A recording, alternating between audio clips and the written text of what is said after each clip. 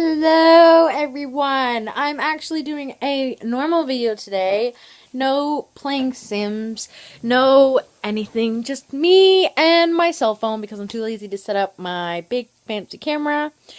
And today I'm going to talk to you about Ready Player One. I had heard a lot of hype about this book, so I got my mom to order it for me when she asked me if I wanted a book, and I said, yes, I want this book.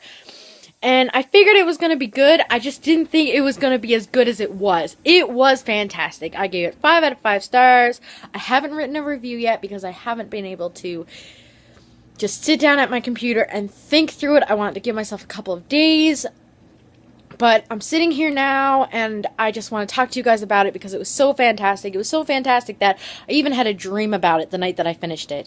I finished it 2 nights ago, and that night I dreamt that I was in the world that was going on, and I was in part of the contest that happens in the book. So I'm really excited to talk to you guys about it. Basically, I'll just give you a gist of what it's about. It's about a character named Percival. That's how I've been pronouncing it. But yeah, his name is Percival, or Walter Watts is his human name. Percival is his game name, gamer tag, I guess you could call it. Yeah, what am I saying? I play video games. I should know this stuff. It's been a while. So basically, we're introduced to the world. He kind of explains what's going on.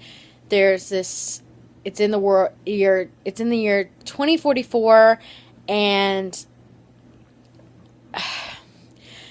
basically this game called Oasis has taken over the society and the best way to describe what this game is it's pretty much The Sims and World of Warcraft all mixed into one, and it's kind of like an Oculus Rift type thing. If you don't know what Oculus Rift is, basically you wear this like visor type thing over your eyes, and it's like you're in the world and you can reach out and touch different stuff, and it feels like you're touching it, and the more equipment that you have, the better quality the game will feel to you.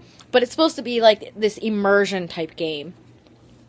So the creator of this game has died, and what he did is he left a little Easter egg in the video game, and an Easter egg is like a little like hidden type thing where it's like, oh, it's like extra stuff. Like the first Harry Potter DVD set had a bunch of Easter eggs in it that you could find if you knew where to go. And he put this Easter egg in because he was dying, and the person that found this Easter egg was going to win all of his money and basically would own Oasis. And so everybody has been trying to get this. And then there's these certain people who are called Gunters who go out and really try to hunt for this egg. So, and the main character, Percival, is one of these Gunters, and it's how he goes through the game, and we find out who wins it. I'm not going to tell you though, but it's such an amazing game, and it has a lot of 80s into it because the creator of the game Oasis was a teenager in the 80s, and that's his favorite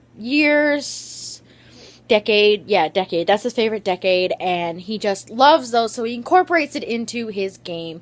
And you have to know all this information about him and the 80s to be able to win the contest.